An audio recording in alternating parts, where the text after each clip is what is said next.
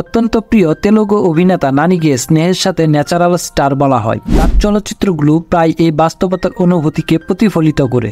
আজ নানির 31তম action thriller জনরার সিনেমা সারিপুধা সানিভারামের ট্রেলার রিলিজ হয়েছে।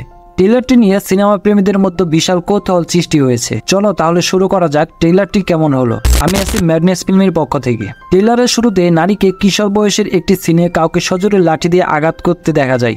অন্যদিকে দেশের অন্যতম বহুমুখী অভিনেতা এস.জে. সূর্যকে দেখা গেছে ভয়ঙ্কর ইন্সপেক্টরের লুকে, যে কিনা থানা সহ আশেপাশে নিরীহ মানুষের ওপর অত্যাচার চালায়, এবং সেই থানাতে কর্মরত প্রিয়াঙ্কা মোহন, যে কিনা নায়িকার ভূমিকায় অভিনয় করেছে। কেন এই সূর্য নৃশংস অত্যাচার চালায় সেটা আমরা সিনেমায় দেখব।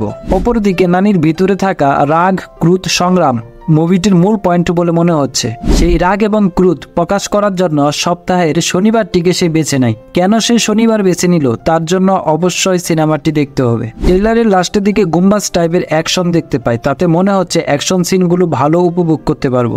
সারিপুধা সানিভারাম দিয়ে নানি উচ্চ স্তরে যেতে চাইছে, ট্রেলারটি তার একটি প্রমাণ। অন্যদিকে ভিলেন হিসেবে যে সূর্যর প্রতিটি অ্যাটিটিউড বাহবা পাওয়ার যোগ্য।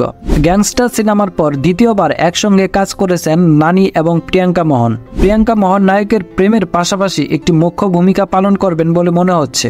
বাকি অভিনেতাদের ভিতরে সাই কুমার, অদিতি বালান, অভিরামী, মুরামি শর্মা এবং শুভলেখা সুধাকরকে বিশিষ্ট ভূমিকায় দেখা যাচ্ছে। পরিচালক বিবেক আত্রেয়া সুন্দরভাবে অ্যাকশন, কাহিনী, জেদ সবকিছু মিলিয়ে ট্রেলারটিকে উপস্থাপন করেছেন।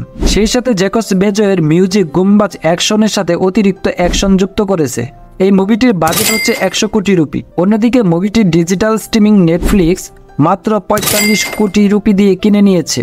মুভিটি দেখার জন্য আমাদের 29 আগস্ট পর্যন্ত অধীর আগ্রহ অপেক্ষা করতে হবে, কারণ মুভিটি 29 আগস্ট মুক্তি পাবে। ট্রেলারটি আপনাদের কাছে কেমন লেগেছে অবশ্যই কমেন্ট করে আমাদেরকে জানিয়ে দিবেন। ধন্যবাদ সবাইকে।